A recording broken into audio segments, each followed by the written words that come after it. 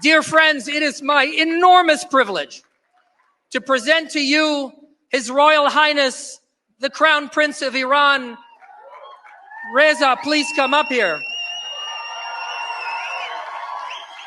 And by the way, I think in this room,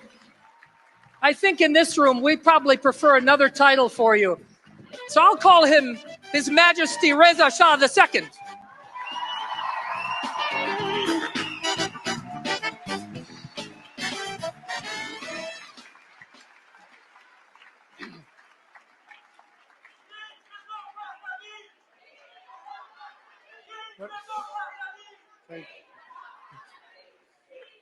Your Excellencies, distinguished guests, ladies and gentlemen, good afternoon.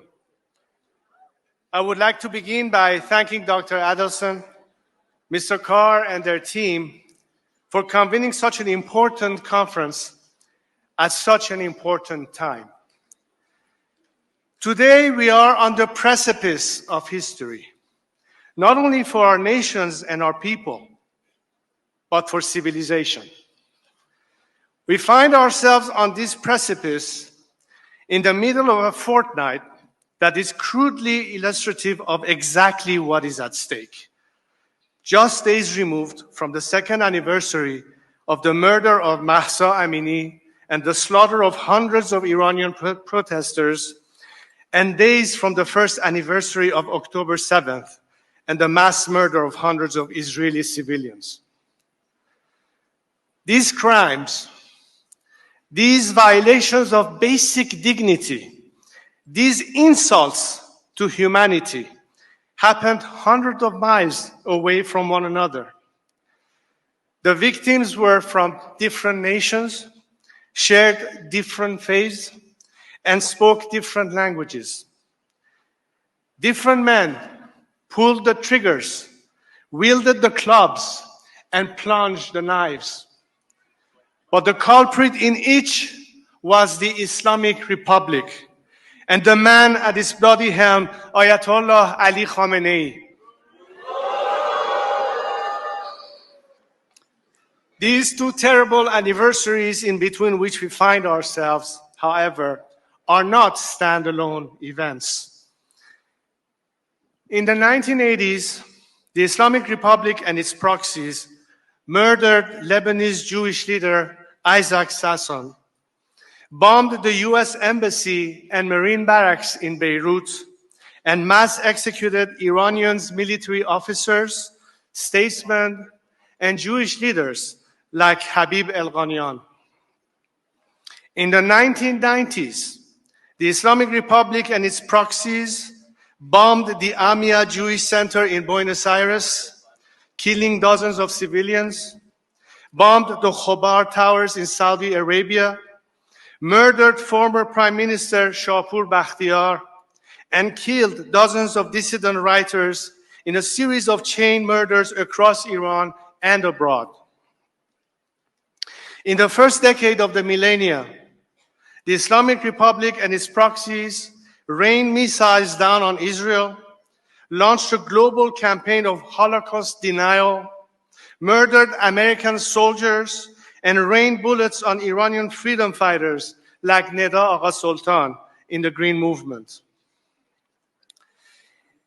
In the 2010s, the Islamic Republic and its proxies attempted to bomb Israeli embassies in Georgia, India, and Thailand, announced their intentions to assassinate President Donald Trump, and slaughtered more than 1,500 peaceful protesters fighting for Iran's liberation. To this day, the Islamic Republic and its proxies fire missiles at Israeli civilians and American soldiers, and fire buckshots into the eyes of Iranian protesters. They bomb Israeli playgrounds, poison the minds of American students, and poison Iranian schoolhouses. They target your synagogues, and they raid our house churches.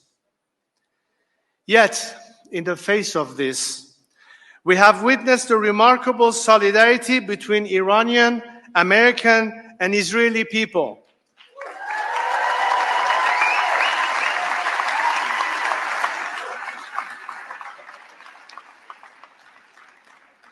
At the post-October 7th rallies in cities around the world, waving in the wind and shining in the sun, we saw the stars and stripes, the Star of David, and the Lion and Sun, the ancient and eternal Iranian flag, flying proudly side by side.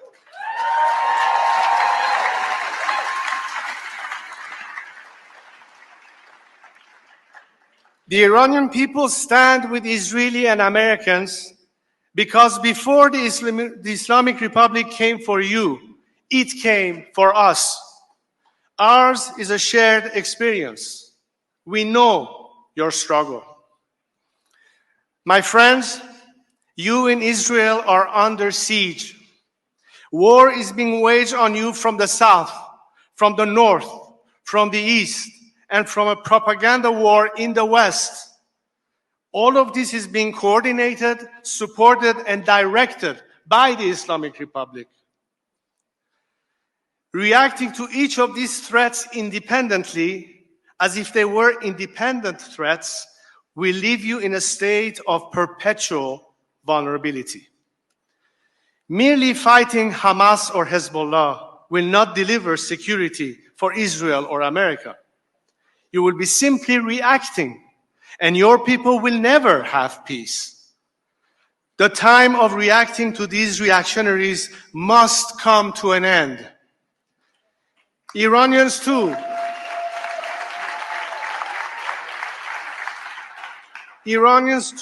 tried to deal with this regime. They tried to reform it. It was under these reformists that the most brutal massacres of my compatriots took place. So trust us when we say no deal can be made with such a regime and no accommodation with its proxies.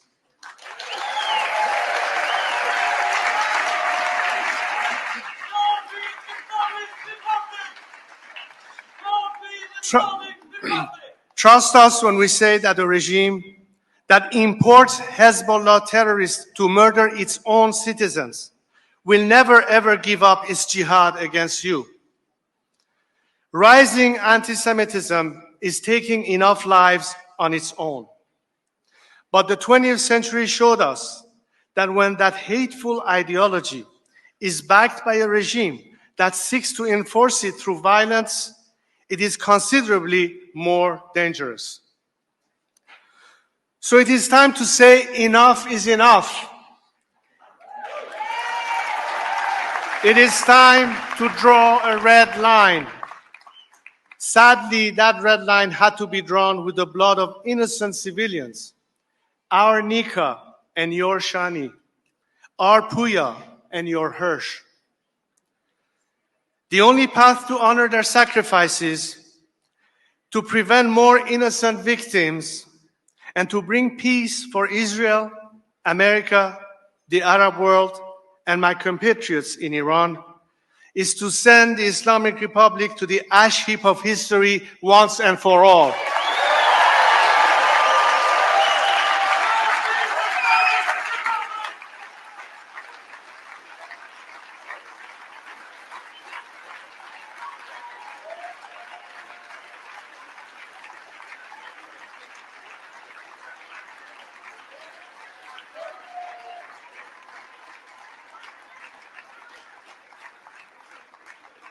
But how? My friends, in the past year, Iranians and Israelis have stood in solidarity. But solidarity is no longer sufficient. Now it is time to do more than stand side by side.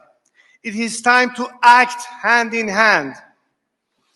As we stand on this precipice together, the question I put before you today is simple. Are you ready to do more than stand together? Are you ready to act together?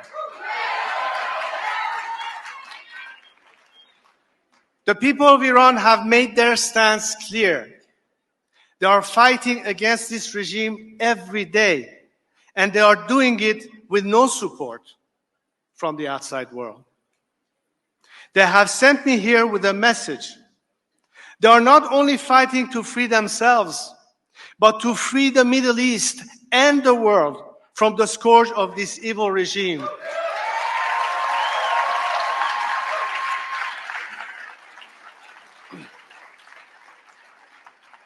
As they fight this fight against the Islamic Republic for all of us, do not leave them to fight alone.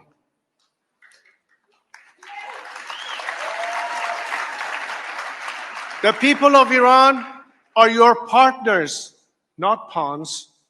Pawns are expendable. My people are not.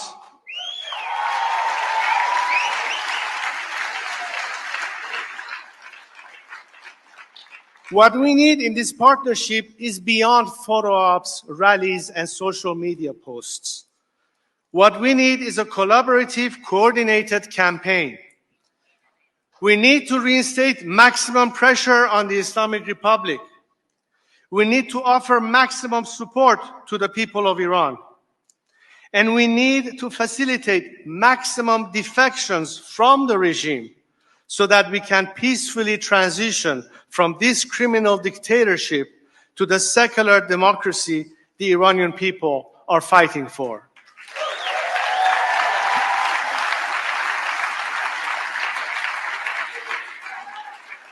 This requires leadership in the United States, in Israel, and an Iranian partner.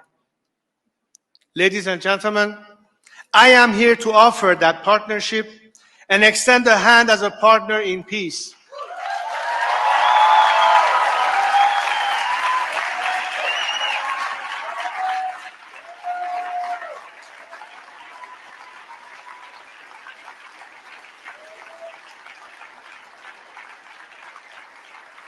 It is through this partnership, thank you.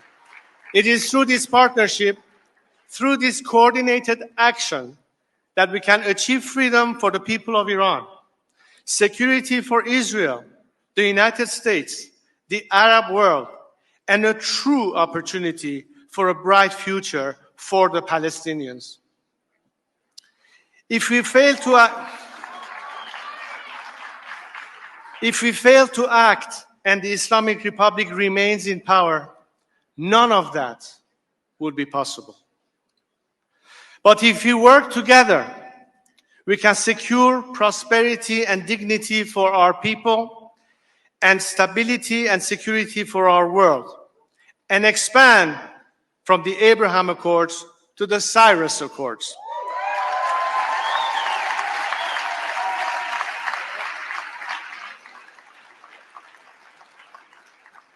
As we stand on the precipice of history, we do so united in our values and our vision. But now it is time to act.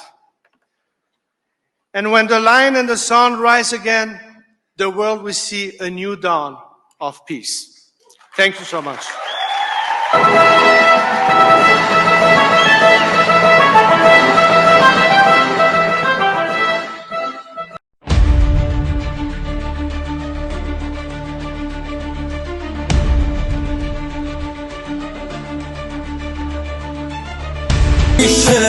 دور هم جمع بشین بگیم بخندیم بازم میشه در و پشت سر این روزا ببندیم